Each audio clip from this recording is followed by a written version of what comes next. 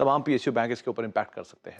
और देखिए इसीलिए मार्केट जो है पिछले 6 महीने से बैंकों में आपको ज़बरदस्त तेज़ी दिखा रहा है। इनफैक्ट मुझे कोविड का टाइम याद है, अब तक 17,250 तक पहुंच गया था तब बैंक निफ्टी। 2020 की बात है ये।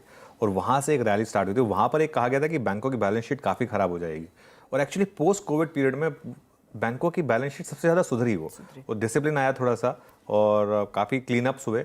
उसके बाद एक ऑब्वियसली सरकार का भी सपोर्ट रहा, आरबीआई का बहुत बड़ा सपोर्ट रहा बैंकों को, और एकदम जिस तरीके से एग्जैक्टली हैंडल करना चाहिए था क्राइसिस को, उस तरीके से क्राइसिस को हैंडल किया गया बोथ फाइनेंस मिनिस्ट्री और आरबीआई दोनों की तरफ से।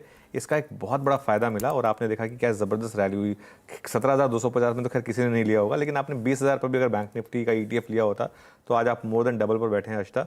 और एक सबसे बड़ी बात यह है कि बैंक निफ्टी में इतनी बड़ी रैली के बाद भी बैंक निफ्टी एक्सपेंसिव नहीं है compare to its own historical valuations. बाकी के सारे सेक्टर्स में अभी भी मैं कहूँगा कि गिरावट के बाद भी आईटी महंगा है, एफएमसीजी महंगा है, ऑटोज महंगे हैं, लेकिन बैंक निफ्टी अभी भी अपने historical price to book value से कोई बहुत ज़्यादा ऊपर नहीं है। इनफैक्ट कुछ स्टॉक्स तो अभी भी उससे नीचे ही हैं। तो ये एक ज़बरदस्त, और मार्केट हमेशा पहले मूव करता है और उसके बाद न्यूज़ आती है, तो ये क्लियरली एक फैक्टर इन कर रहा था मार्केट पिछले 6 महीने से कि सिचुएशन काफ़ी इंप्रूव हो रही है बैंकों की। जी हाँ, बैंकों में अच्छी खासी तेजी और तगड़ी ग्रोथ देखने को मिली है।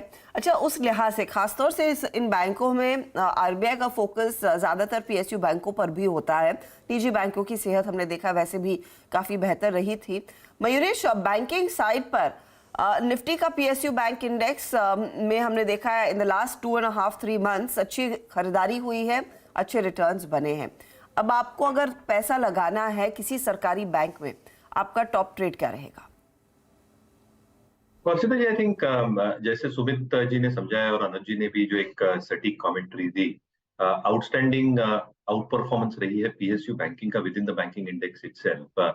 काफी मजॉल ऑफ बैंक्स ने काफी अच्छा प्रदर्शन किया है। तो अगर आप स्टैकअप करें नतीजे पिछले 4 तिमाहियों के, जो एक स्टुपेंडस इंप्रूवमेंट देखने मिली है जीएनपीएस, नेट एनपीएस में, जो प्रोविजनिंग बैंक्स की बढ़ी है, एक जो इनिशियल एडवांटेज पूरे इंडस्ट्री को मिला विद राइजिंग इंटरेस्ट रेट, जो निम्स में एक एक्सपेंशन देखने मिला। हालांकि थोड़े अभी पीटर डाउन हो सकते हैं क्योंकि डिपॉजिट के दर बढ़ रहे हैं और निम्स में एक रेंज बाउंड ट्रेड होने की उम्मीद हम लगाए बैठे हैं।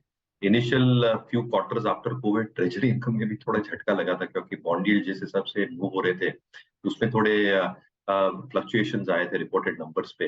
बट कहीं ना कहीं balance sheets are very very strong at this point of time. तो मिड कैप पीएसयू बैंक्स में जो आउट परफॉर्मेंस रहा है, हमें लगता है आई थिंक थोड़े पुल बैक्स की यहाँ पे जरूरत है क्योंकि की पिवट लेवल्स पे ऑन दी ओनियन लेंस अच्छे खासे मूव हो चुके हैं। Valuations I still agree are very very cheap at this point of time. But दो चीजें होनी बहुत जरूरी है। एक, आई थिंक जो डिपॉजिट मोबिलाइजेशन होगा ये अच्छा खासा बढ़ना चाहिए for them to continue their loan growth या एडवांसेस ग्रोथ गोइंग फॉरवर्ड।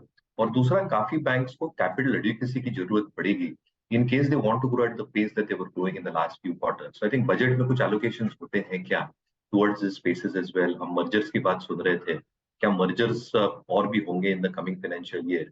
ये सारी चीजें आई थिंक बहुत जरूरी रहेगी for outperformance to probably continue in space. तो हमें लगता है आई थिंक लार्ज कैप्स में एसबीआई जरूर आपके वॉच लिस्ट पे रहना चाहिए within the PSU universe. Mid cap spaces में आई थिंक पुल बैक्स पे bank of Baroda, Canara bank, Indian bank इस पे ध्यान देना चाहिए, बट पुल बैक्स पे क्योंकि पिवट लेवल से थोड़े दूर है।